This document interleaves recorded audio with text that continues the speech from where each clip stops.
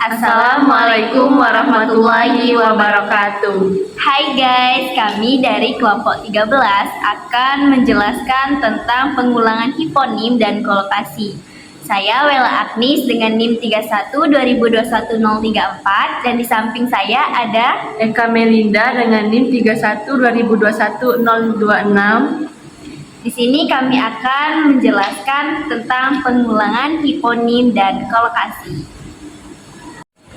Di sini kami sudah mengambil dari beberapa sumber tentang pengulangan hiponim dan kolokasi. Jadi, pengulangan hiponim dan kolokasi adalah dua konsep dalam analisis bahasa yang sering digunakan dalam linguistik dan studi teks untuk memahami pola penggunaan kata dan hubungan antar kata dalam konteks tertentu. Nah, pengulangan hiponim ini adalah kata atau frasa yang menjadi bagian dari himpunan kata lain yang lebih umum atau hipernim. Contohnya hiponim adalah mawar, melati, dan tulip yang merupakan bagian dari hipernim bunga. Nah, jadi pengulangan hiponim terjadi ketika kata-kata yang termasuk dalam satu himpunan tertentu digunakan berulang kali dalam teks atau wacana. Nah, contohnya akan dibahas oleh Eka Melinda. Baik, selanjutnya di sini ada contohnya. Jika dalam sebuah paragraf sering muncul kata mawar, melati, dan tulip, kita bisa mengatakan bahwa ada pengulangan hiponim dari kategori bunga. Terus selanjutnya di sini ada pengertian kolokasi. Kolokasi itu adalah kombinasi kata yang sering muncul bersama dalam suatu konteks dan dianggap alami atau umum. Dalam penggunaan bahasa, kolokasi ini seringkali bukan hanya soal makna, tetapi juga soal kebiasaan dan konvensi dalam penggunaan bahasa.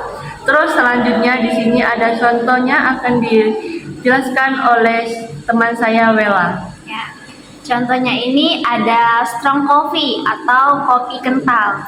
Nah, strong coffee ini adalah kolokasi yang umum dalam bahasa Inggris. Meski kata strong itu adalah artinya kuat, biasanya tidak digunakan untuk menggambarkan minuman.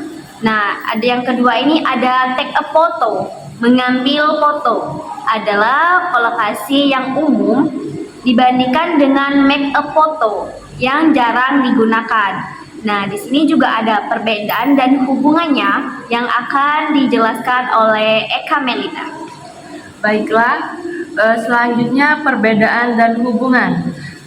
Pengulangan hiponim lebih fokus pada penggunaan kata-kata yang berada dalam suatu kategori semantik yang sama secara berulang. Terus selanjutnya ada kolokasi, lebih fokus pada kombinasi kata-kata yang secara konvensional di sini sering digunakan bersama. Ya, secara bersama ya. Ya.